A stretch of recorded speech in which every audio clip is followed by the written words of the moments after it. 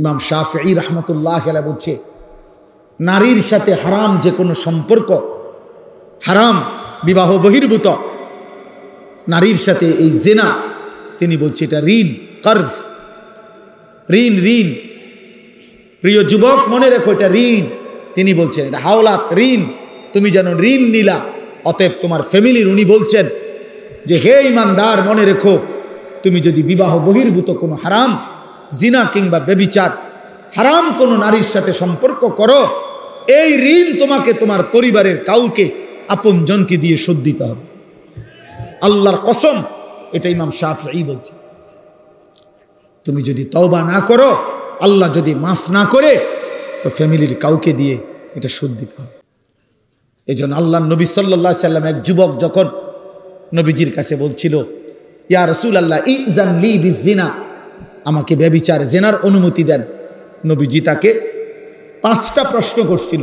আফা তুহিব্বুহু লি উম্মিক, আফা তুহিব্বুহু লি ইবনাতিক, আফা তুহিব্বুহু লি উখতিক, আফা তুহিব্বুহু লি আম্মাতিক, আফা তুহিব্বুহু লি খালাতিক।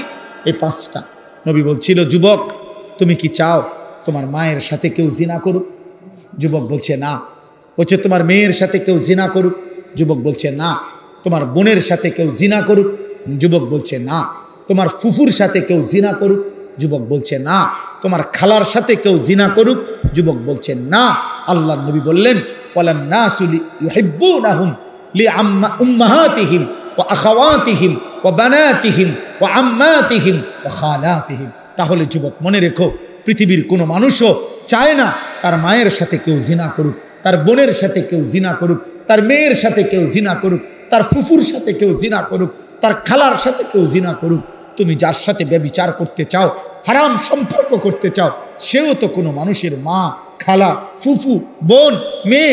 তুমি সেটা কিভাবে করবা যুবক? আল্লাহর কসম, ওই যুবক বলছে, ইয়া রাসূলুল্লাহ আমি কসম করলাম এমন ঘৃণ্য জঘন্য কাজ আমি আর কোনো দিন করব না, আপনি আমার জন্য দোয়া করে দেন। নবী তখন ওর জন্য দোয়া করছে, বুকে হাত দিয়া আল্লাহর নবী ওই যুবকদের জন্য দোয়া করছে।